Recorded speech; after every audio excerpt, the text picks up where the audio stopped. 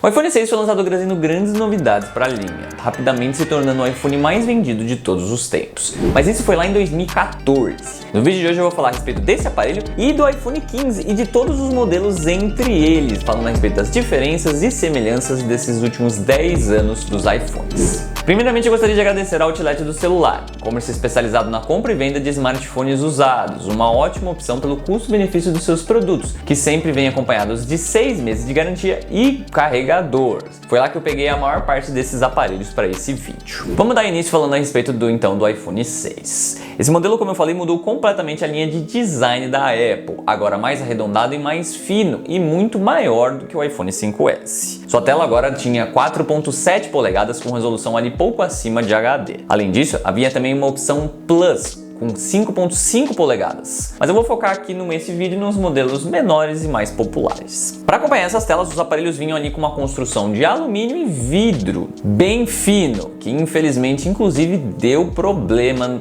conforme os aparelhos foram sendo vendidos, no qual, por exemplo, os iPhone 6 Plus tinham um problema de simplesmente dobrarem no bolso facilmente. Passando para as câmeras, o modelo aqui tem 8 megapixels com abertura 2.2 na câmera traseira e 1.2 megapixels com abertura 2.2 na frente. Hoje, no entanto, eu posso dizer que sim, a câmera traseira, até que se pelo menos estiver em cenários razoáveis de iluminação, até consegue tirar fotos competentes. Mais pra frente eu vou mostrar um pouco a respeito da evolução bonitinho dessas câmeras, mas como base o iPhone 6, na minha opinião, é bem razoável. No quesito da câmera traseira, claro. A câmera frontal é muito fraca para hoje em dia. Seguindo adiante, os iPhone 6 vinham ali com o chipset A8, que não apresentavam tanta evolução também com relação ao 5S, e que para hoje em dia é muito fraco esse processador, com seu 1 GB de RAM. Para comparar com os outros modelos, eu rodei vários benchmarks e aplicativos e tudo mais. Nenhum deles que rodou no iPhone 6, para você ter uma ideia. O Geekbench, por exemplo, não ia instalado por conta do software, que eu vou falar daqui a pouquinho. O Antutu, simplesmente, quando você começa a rodar, ele para no meio.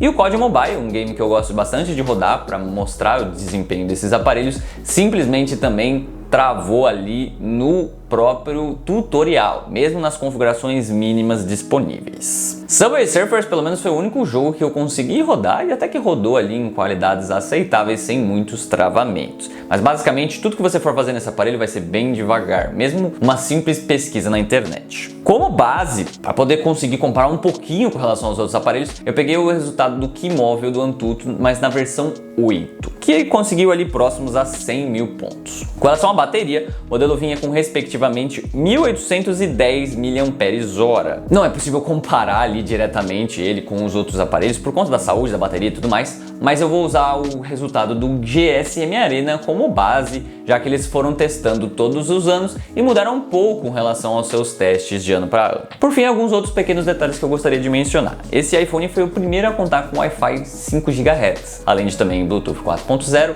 NFC para pagamentos e o Touch ID, ali igual ao da geração anterior, o de primeira geração. Um sensor bem lento para padrões atuais, por sinal. Em 2015, então, tivemos o sucessor, o 6S. Como a gente já havia visto em linhas anteriores, o S significava basicamente que a gente não teria uma grande mudança visual, mas basicamente interna. E foi exatamente o que a gente viu aqui. Visualmente, apenas a liga metálica mudou, agora para a liga 7000, muito mais forte e que acabava com esses problemas de dobragem dos aparelhos antigos. Na tela, a gente não via grandes diferenças, com a grande novidade apenas sendo o 3D Touch, que basicamente conseguia perceber ali o nível de pressão do toque para disponibilizar algumas funções ocultas. No desempenho, no entanto, a gente viu grandes novidades com o chipset A9, agora com 2 GB de RAM. No Antutu eu consegui quase ali 300 mil pontos na versão mais recente, além de conseguir ali rodar o Geekbench, algo que o 6 simplesmente não conseguiu. O Subway Surfers, como já havia rodado bem no iPhone 6, continua rodando bem no 6S. Mas agora, por exemplo, o COD Mobile consegue rodar sem problemas em qualidades até que bem maiores. Basicamente, hoje o aparelho não tem lá um desempenho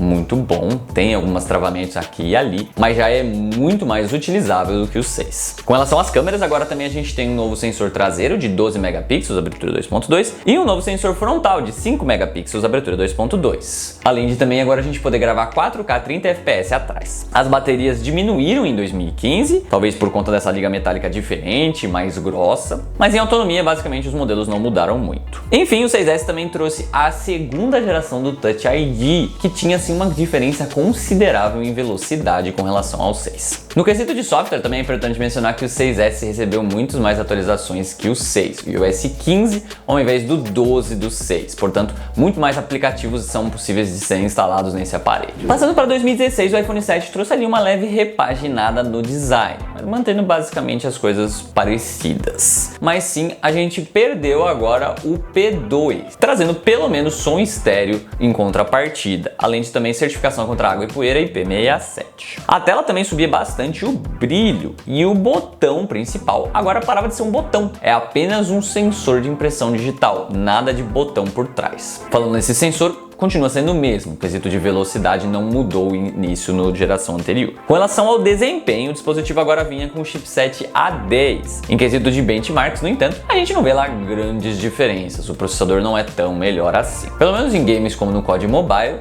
a gente conseguiu subir um pouquinho pelo menos as qualidades gráficas. Com relação às câmeras, a gente viu uma grande diferença na abertura, passando para 1.8 e também estabilização ótica de imagem mesmo no modelo pequenininho. Agora, a frontal tem 7 megapixels também, permitindo gravações 1080p. A bateria voltou a crescer, mas a autonomia não mudou muito. Em 2017, a Apple resolveu mudar. O novo carro-chefe, agora o iPhone 10, era especial, com todas as novidades de design, tela OLED e tudo mais. Já o iPhone 8 e 8 Plus foram lançados também, obviamente, mas ficaram abaixo do iPhone 10. Basicamente, como eu falei já, eu vou focar nos modelos menores e mais populares. A traseira agora pelo menos passa para vidro, proporcionando agora o wireless charger. A tela manteve-se basicamente igual, apenas agora ganhando o True Tone, né? Que é uma função que basicamente altera ali o balanço do branco do aparelho dependendo do lugar onde você está. Com relação ao processador, o modelo sim agora veio com um chipset A11, que ganhou sim significativas melhorias em quesito de desempenho, tanto no Antutu quanto no Geekbench. No COD Mobile a gente não viu muita diferença, mas basicamente no dia a dia, esse é o primeiro iPhone no qual você vai utilizar ele e você não vai perceber que é um iPhone tão antigo assim. É um aparelho que até tem um desempenho bem aceitável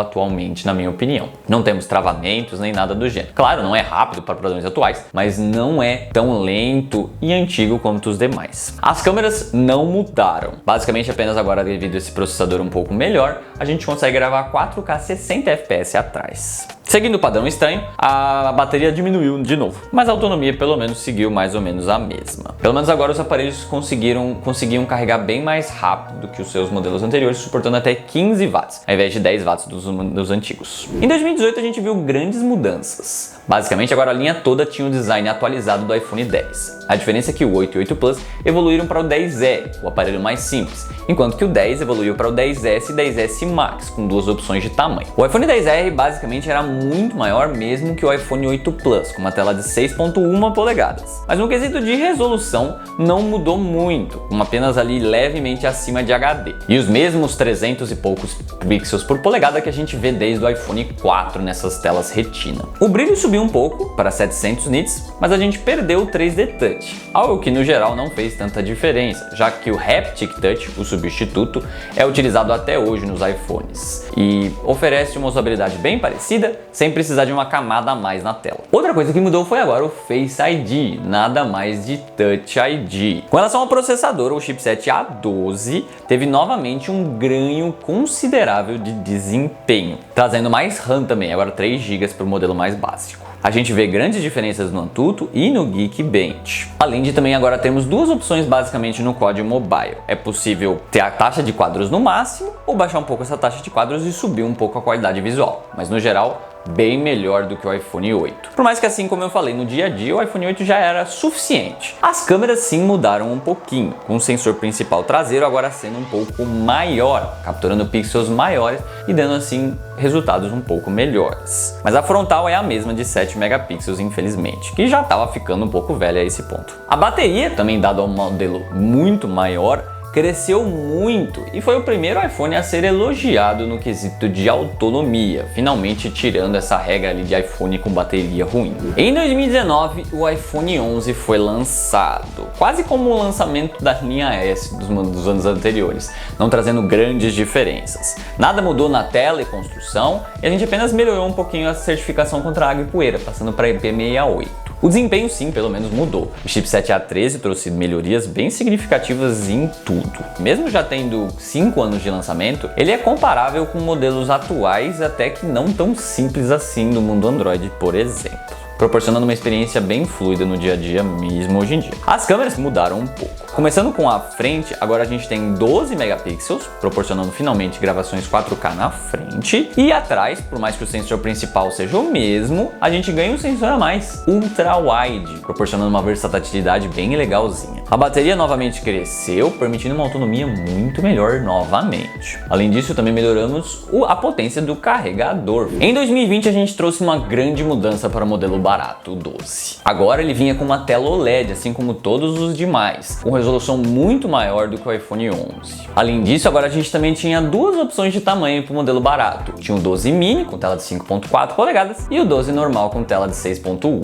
Em ambos, o brilho subia muito, a gente tinha agora suporte HDR10+, Dolby Vision, enfim, são telas muito melhores. O desempenho também viu uma boa melhora, com o chipset agora o A14 quebrando a barreira de 1 milhão de pontos no Antutu. Infelizmente, todo esse ganho não é tão bem aproveitado no COD Mobile, que mantém a mesma qualidade gráfica ali basicamente. Com relação às câmeras, apenas a traseira principal mudou para bem melhor, com 12 megapixels agora uma abertura 1.6, melhorando bastante os resultados noturnos, né? Mas sim, infelizmente nem tudo melhorou nessa geração, com as baterias dos iPhones 12, principalmente por conta do 5G, que agora foi inaugurado nessa geração, piorou muito, também por conta deles terem diminuído a capacidade, infelizmente. O Mini, por exemplo, tinha uma autonomia próxima dos antigos iPhones pequenos de 4.7 polegadas, bem fraquinho, mas pelo menos em toda a linha a gente agora ganhou o carregador um pouco mais rápido, de 20 watts. Em 2021, os iPhones 13 vieram com a missão de reduzir o comicamente grande notch, inaugurado lá em 2017 no iPhone 10, que já estava bem velho. No mais, visualmente, a única outra grande diferença foi que as câmeras traseiras agora estavam na diagonal, não mais na vertical ali no alinhamento. O desempenho com o chipset A15 voltou a melhorar, o que já era bom. E é difícil de perceber diferenças com um desempenho já tão bom mesmo hoje em dia. Com relação às câmeras, a gente teve uma leve melhora na câmera traseira principal, com pixels um pouco maiores e um sensor um pouco maior. Mas o que realmente mudou para essa geração foi a bateria crescendo bastante e melhorando muito a autonomia bem fraca do modelo anterior. Em 2022, a Apple percebeu que para esses modelos de entrada, ela não precisava sempre ficar atualizando o processador, visto que, como eu já falei, esses processadores eram muito bons e era às vezes difícil de perceber as melhorias de uma geração para outra. Portanto, mesmo com tela 120 Hz já se tornando padrão para os mundos Android, o iPhone 14 não trouxe nenhuma mudança visual na tela e trouxe exatamente o mesmo processador da linha anterior, com apenas uma GPU levemente alterada do que em relação ao iPhone 13. Agora também a gente não tem mais um iPhone mini, apenas um iPhone Plus e o normal, assim como a gente vinha lá antigamente em 2017, 2016. Ao menos assim, as câmeras mudaram um pouco, com uma frontal melhor, finalmente desde 2019, e a câmera principal traseira também mudou um pouquinho. A bateria mudou de tamanho,